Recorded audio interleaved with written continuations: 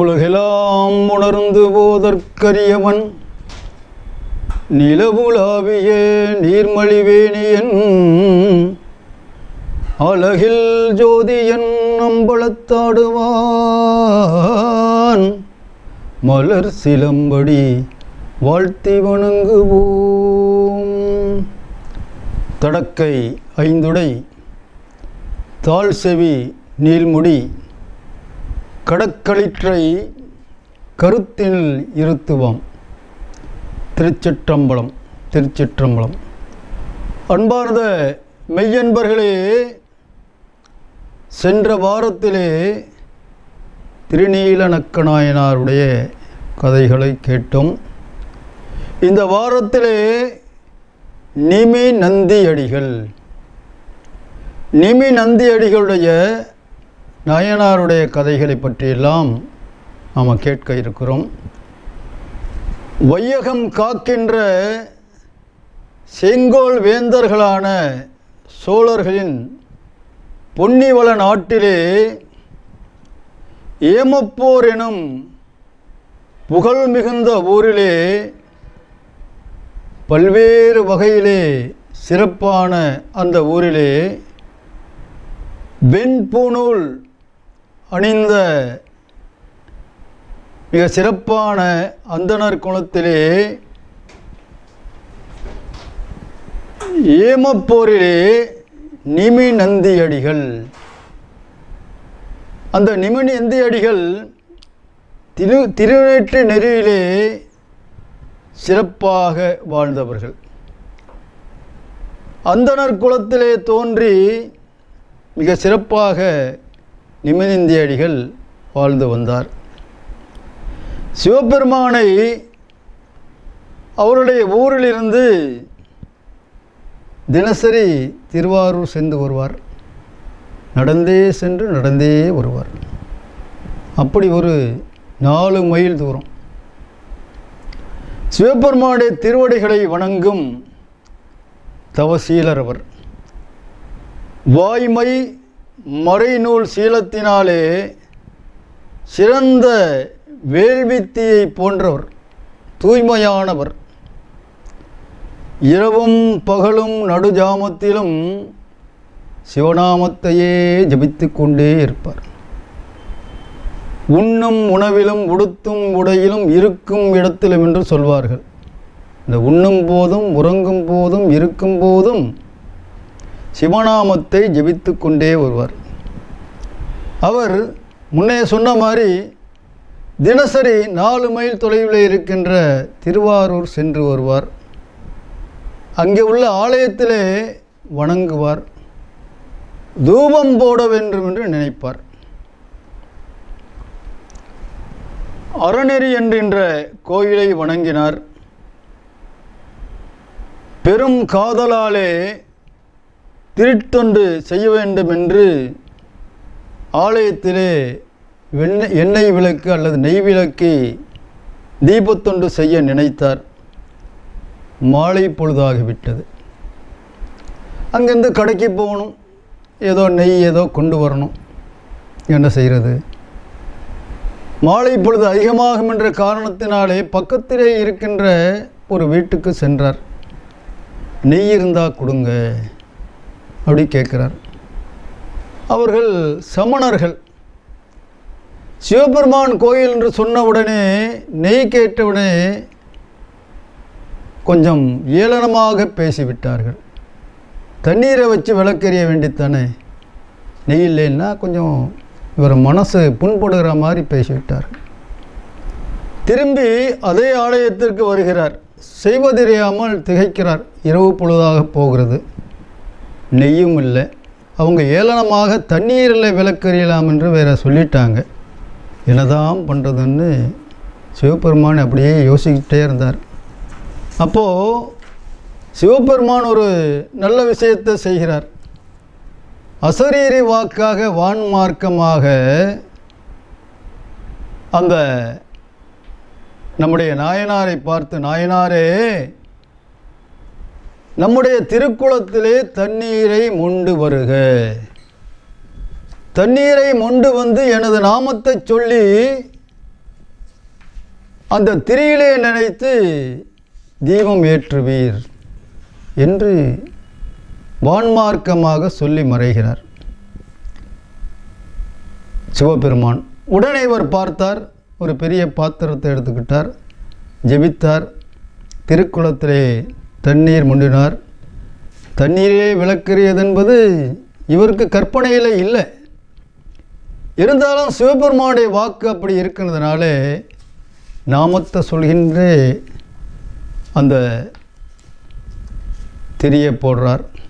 எல்லாத்துக்கும் திருக்குளத்துடைய அந்த தீர்த்தத்தை ஊற்றுறார், புனித நீரை.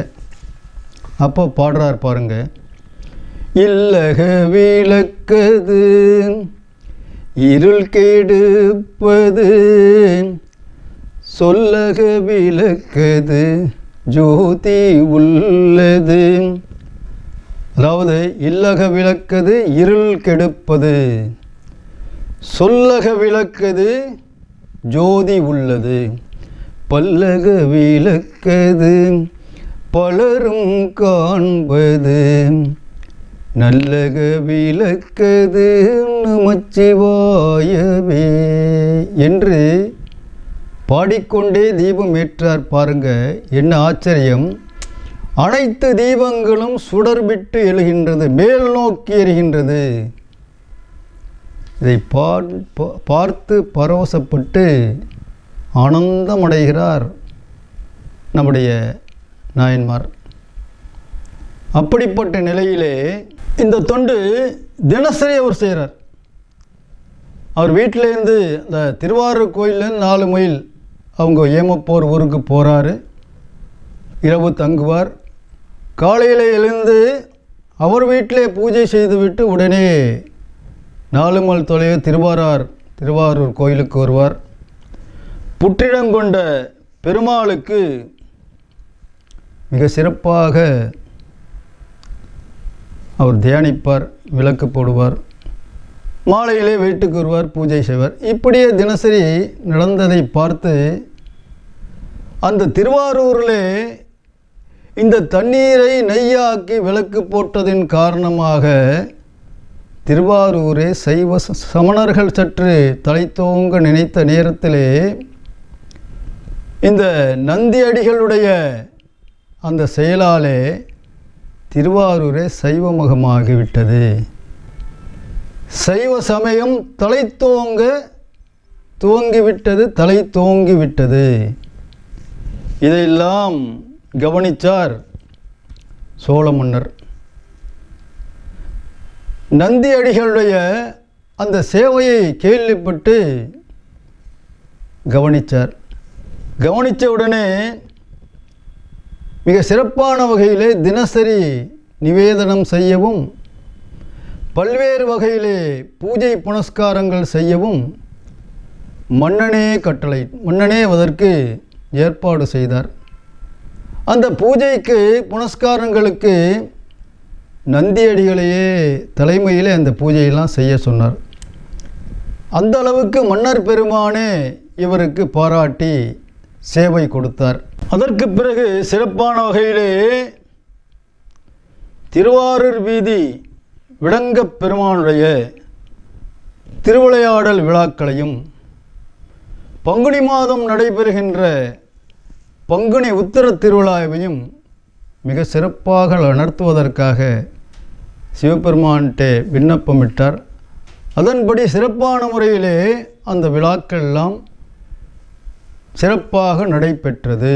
சிறப்பான விழாக்களிலே தியாகேசரின் திருவுருவம், அதாவது பட்டண பிரவேசம் என்று சொல்வார்கள், வீதி விழா காட்சி. அந்த வீதி விழா காட்சி திருமணலிக்கு எழுந்தருளியது. அந்த விழாவிலே அனைத்து மரபினரும் ஜாதியர்களும் கலந்து கொண்டார்கள். நந்தியம் பெருமானும் நந்தியடிகளும் அதில் கலந்து கொண்டார்கள். அனைத்து ஜாதியரோடு சேர்ந்து கலந்து கொண்டார்கள். அந்த கலந்து கொள்கிற ஒரு காலகட்டத்திலே அந்த திருவீதி விழா வருகின்ற அந்த காட்சியை பார்த்து மிக சிறப்பான வகையிலே அந்த தோற்றம் இருக்கின்றதே, இந்த சிவபெருமானுடைய உற்சவமூர்த்தியுடைய தோற்றம், அதை பார்த்து நம்முடைய நாயனார் பாடுகின்றார்கள். பொன்னார் மேனியனே புலித்தோலை அரை கசைத்து மின்னார் செஞ்சடை மேல் மிளர் கொன்றை அணிந்தவனே மண்ணே மாமணியே மலப்பாடியுள் மாணிக்கமே அன்னே உன்னையல்லால் இனி யாரை நினைக்கேனே பொன்னார் மேனியனே. அந்த திருமேனியை பார்த்து தம்மை அறியாமலே அந்த பொன்னார் மேனியன் என்ற பதிகத்தை பாடினார். அப்பர் பாடல் தான் அது. அந்த சிறப்பான பாடல்களை பாடிவிட்டு இல்லத்துக்கு வந்தார். என்றாலும் மனசிலே ஒரு சின்ன ஒரு அச்சம் தோன்றியது. அனைத்து ஜாதியரோடு சேர்ந்து பழகி உறவாடி நாம் விழாவிலே கலந்து கொண்டோம் என்பதனாலே கொல்லைப்புற வழியாக வீட்டிலே வந்தார். குளிக்க வேண்டும் என்று நினைத்தார். தீட்டுப்பட்டு விடுமோ என்று அந்த காலத்து முறை நினைத்தார். நினைத்து கொண்டே அப்படியே அயர்ந்து தூங்கிட்டார். உடனே பாருங்க, சிவபெருமான் தோற்றமளிக்கிறார் கனவிலே. ஞான வேதியரே, நிமிநந்தி அடிகளே, திருவாரூரில் பிறந்து வளர்ந்த அனைவருமே சிவஸ்வரூபம்,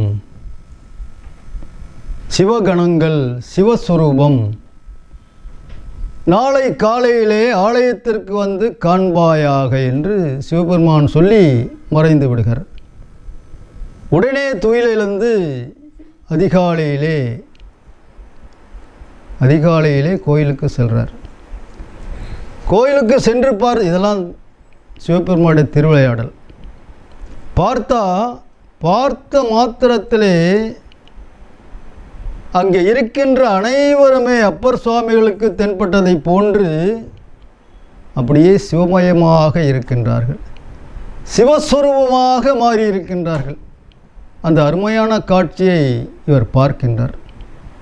பார்த்து தம்முடைய தவறை உணர்ந்து கொண்டார். உடனே எல்லாருமே பழைய நிலைக்கு வந்துட்டாங்க. அந்த தவறை உணர்ந்த பிறகு திருவாரூருக்கே குடியேறிவிட்டார்.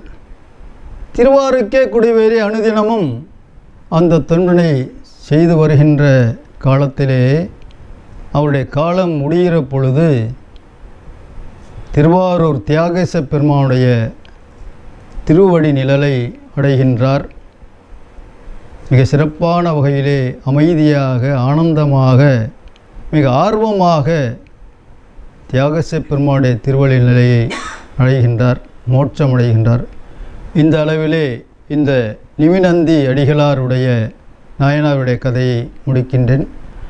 நன்றி, வணக்கம். வான்முகில் வளாது பெய்க மதிவளம் சுரக்க மன்னன் கோன்முறை அரசு செய்க குறைவிலாதுயிர்கள் வாழ்க நான்மறை அறங்கள் ஓங்க நற்றவம் வேள்வி மல்க மேன்மைக்குள் சைவ நீதி விளங்குக உலகம் எல்லாம். திருச்சிற்றம்பலம். திருச்சிற்றம்பலம். அனைவருக்கும் வணக்கம். மீண்டும் ஒரு சிவனடியாருடைய நிகழ்ச்சியிலே அடுத்த வாரம் அனைவரும் நாம் பார்ப்போமாக.